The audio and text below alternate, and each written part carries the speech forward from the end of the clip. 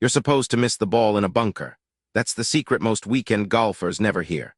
The technique requires you to hit the sand 2 inches behind the ball, let the sand do the lifting, and follow through high. Your club never touches the ball at all.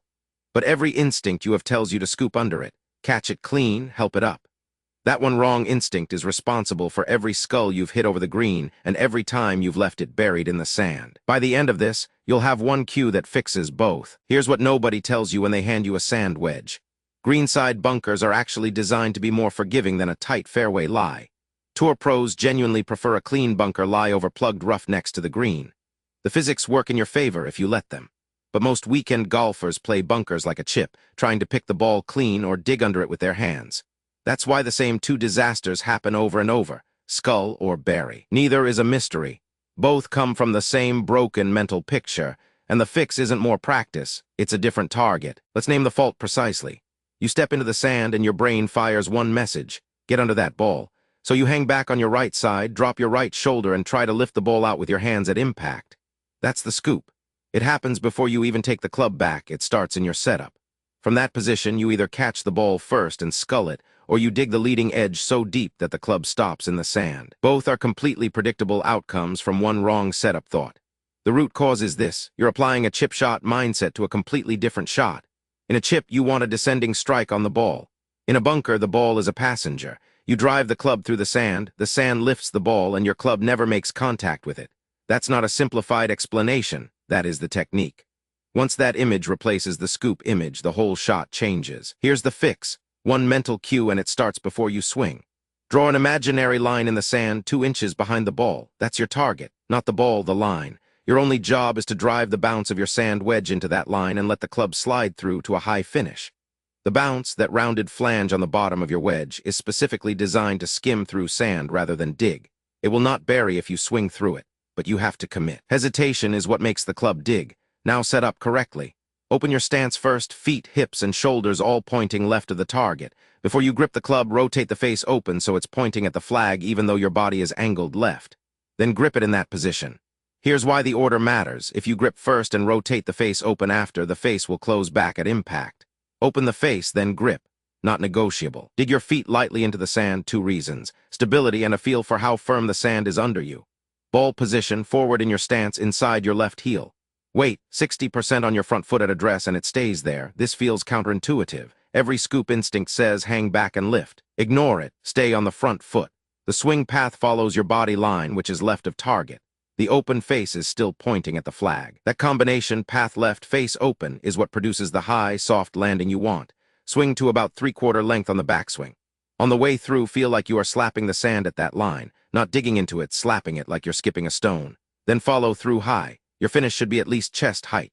A low, short finish means you decelerated. And deceleration is the one guaranteed way to leave the ball in the sand. Here's the drill. Get into a practice bunker before your next round. No ball yet, just draw that line 2 inches behind where a ball would sit. Swing at the line 15 times. Nothing else matters except hitting the line and following through high.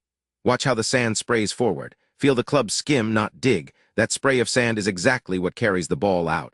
Now place a ball in front of the line and do the same swing. The ball will come out. Nothing about your motion changes. The ball just happens to be in the way of the sand. 2 things people get wrong when they try this. First, they open the face after gripping so it rotates closed at impact and they dig. Open first, grip second. Every time. Second, they try to control distance by slowing the swing down. Distance control in bunkers comes from swing length, not swing speed. Short shot, shorter backswing. Long shot, longer backswing. The speed stays consistent. The moment you decelerate through impact, you've lost. On the course, here's the routine. Before you step in, pick a landing spot on the green, not the hole, the spot where you want the ball to land. Open your face, set your body left, find your line behind the ball. One practice, swing outside the bunker to feel the follow-through. Then commit. The shot dies from hesitation more than poor technique. You've done the work in the practice bunker. Trust it. And here's something that happens once you stop fearing sand. You stop avoiding it. You start firing at pins tucked behind bunkers because you know that even if you miss in, you've still got a clean lie and a makeable up and down. That confidence shift alone changes how you think about the entire second half of your approach shots. 3 things to take away from this. 1, your target is the line 2 inches behind the ball, not the ball itself. Hit the line, let the sand do the lifting. 2, open the face before you grip, set your body left and stay on your front foot. You're using the bounce, trust it. 3. Follow through high and commit to the swing. Deceleration is the only guaranteed way to leave the ball in the sand. Give yourself 2 weeks of consistent practice with this, even 15 dedicated swings in the practice bunker before each round. You won't just improve the shot, you'll stop dreading it. On a typical course, turning 1 or 2 bunker disasters into routine up and downs per round is a real number. Over a season, it shows on the scorecard. If you want to build the patient, committed downswing feel that makes this work, the unhurried motion that keeps you from scooping, I've linked the Lag Shot 7-iron trainer in the description below. It's a swing trainer specifically designed to teach the lag and follow-through that stop the scoop reflex, and it's something you can use in your garage or living room before you ever get to the course. I've linked the best value option, no tour budget required. Subscribe for a new tip every week. Next video covers the one putting alignment change that eliminates 3 putts. Most golfers have genuinely never thought about this one. Save this video so you can pull up the drill before your next round. What's your typical bunker miss? Do you usually scull it over the green, or do you leave it buried in the sand? Drop it below.